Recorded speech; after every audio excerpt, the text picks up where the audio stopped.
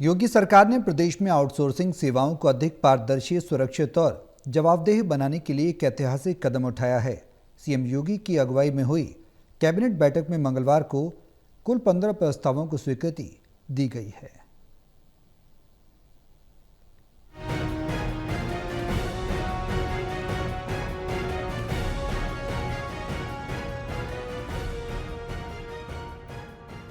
योगी सरकार ने प्रदेश में आउटसोर्सिंग सेवाओं को अधिक पारदर्शी, सुरक्षित और जवाबदेह बनाने के लिए एक ऐतिहासिक कदम उठाया है। मुख्यमंत्री योगी आदित्यनाथ की अगुवाई में हुई कैबिनेट बैठक में मंगलवार को कुल 15 प्रस्तावों को स्वीकृति दी, जिसमें कंपनीज एक्ट 2013 के सेक्शन 8 के अंतर्गत उत्तर प्रदेश आउटसोर्सिंग सेवा निगम लिमिटेड के गठन को मंजूरी दी गई है। यह एक पब्लिक लिमिटेड कंपनी होगी, जिसे नॉन प्रॉफिटेबल संस्था के रूप में संचालित किया जाएगा।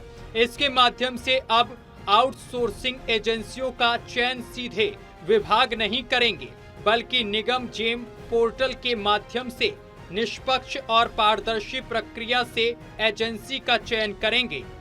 आउटसोर्सिंग कर्मचारियों का चयन 3 वर्ष के लिए किया जाएगा। कर्मचारियों को 16 से 20 हजार रुपए प्रतिमाह मानदेय निर्धारित किया गया है।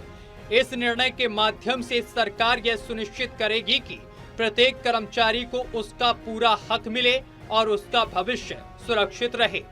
यह निर्णय न केवल लाखों युवाओं को बेहतर अवसर देगा, बल्कि प्रदेश में युवाओं और सुशासन का नया मॉडल भी स्थापित करेगा।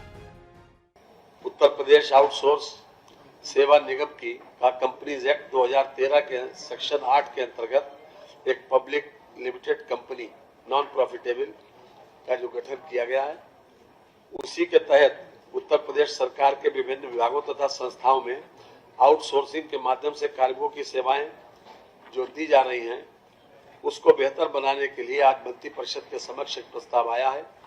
इसमें विशेष बात यह है कि नियमित पदों के अगेंस्ट इसपे आउटसोर्स या संविदा पर नहीं दिए जाएंगे।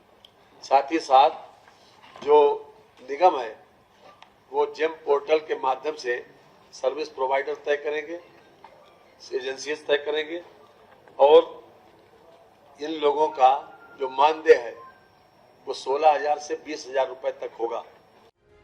प्रदेश के वित्त एवं संसदीय कार्य मंत्री सुरेश खन्ना ने कैबिनेट के निर्णयों की जानकारी देते हुए बताया कि प्रदेश के विभिन्न विभागों और संस्थाओं में लंबे समय से आउटसोर्सिंग एजेंसियों के माध्यम से बड़ी संख्या में कार्मिक सेवाएं प्रदान कर रहे थे, लेकिन लगातार ये शिकायतें सामने आ रही थी कि उन्हें सरकार द्वारा स्वीकृत मानदेय का पूरा भुगतान नहीं मिल रहा।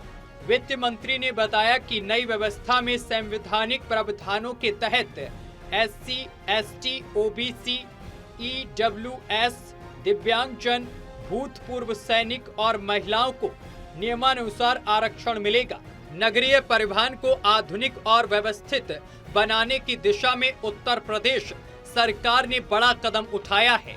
योगी कैबिनेट ने जनपद लखनऊ, कानपुर नगर तथा उसके समीपवर्ती महत्वपूर्ण कस्बों में ई-बसों को नेट कॉस्ट कॉन्ट्रैक्ट मॉडल पर संचालित करने का निर्णय लिया है।